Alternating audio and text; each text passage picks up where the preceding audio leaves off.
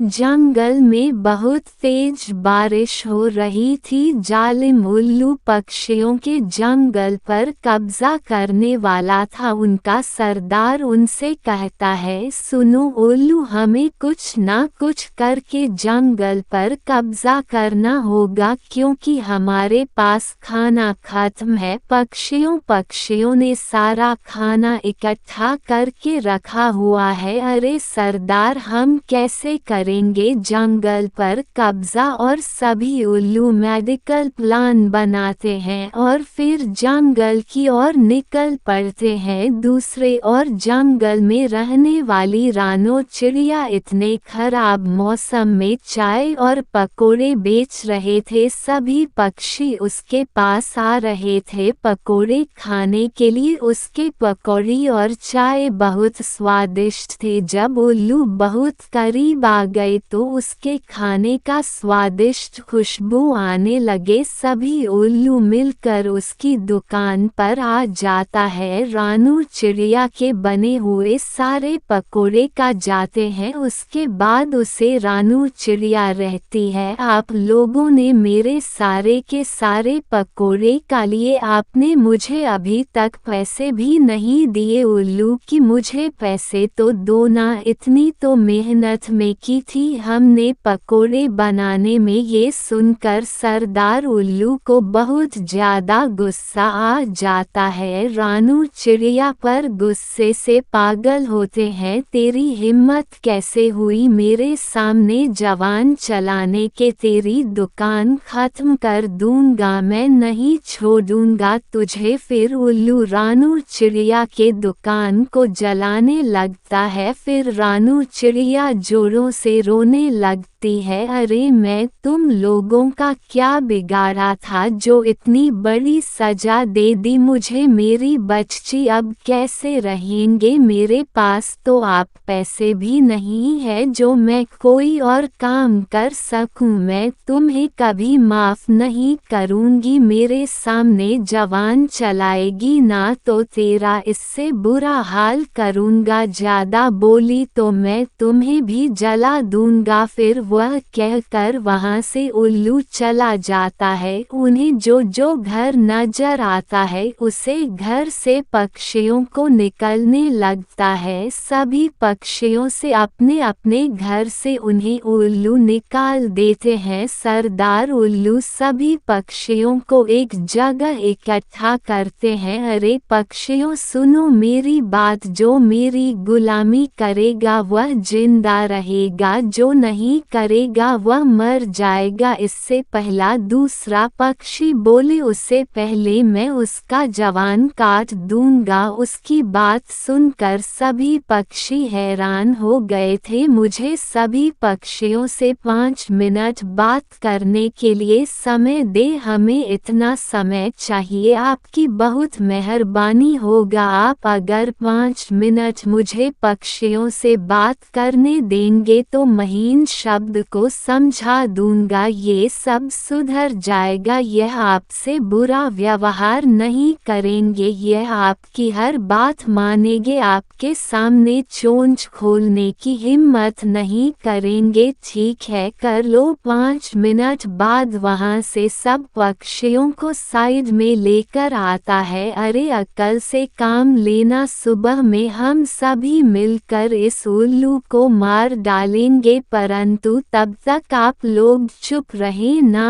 अभी अगर आप लोग कुछ कहे तो बात बिगड़ जाएगी, हमें बात नहीं करनी है, अपने मसाले का हल निकालना है। अगर चाहते हो हौसले का हल निकले तो सोच बंद रखना। रानू चिड़िया भी कहने लगता है, उन लोगों ने मेरी मेहनत की कमाई को बर्बाद कर दिया। कालू भाई, मैं सब्र करूंगी, वह ठीक ठीक कह रहे हैं, हमें समर से काम लेना चाहिए। अगर हमने ज़रा जल्दबाजी की तो कौवे भाई जो कह रहा है वह नहीं होगा, हमें चुप रहना होगा, अकल से काम लेना होगा। कौवे के कहने पर ऐसा ही सभी पक्षी काटते हैं। कुछ दिन बाद कालू कौवा सभी पक्षियों को इकट्ठा करता है और सभी पक्षियों से कहता है, समय आ गया है कि हम बदला ले। इन्होंने रानू चिड़िया के धागे को जलाया है और हमें हमारे घरों से निकाल दिया है, हम भी इन्हें जला देंगे, जला कर मारेंगे, तड़प तड़प कर मारेगा ये उल्लू। कालू भाई अभी वह गुफा में सो रहे हैं, हम अभी बाहर से बड़ा पत्थर रख देते हैं कि वह अंदर ही मर जाए। अगर हमें जलाएंगे तो हमें और उनमें फर्क नहीं रहेगा, इसलिए हमें उसे जला कर नहीं मारना चाहिए। सलीम से बदला लेंगे, अगर हम उसे जलाएंगे तो उल्लू हमें भी साथ में जला देगा। सभी को रानों की बात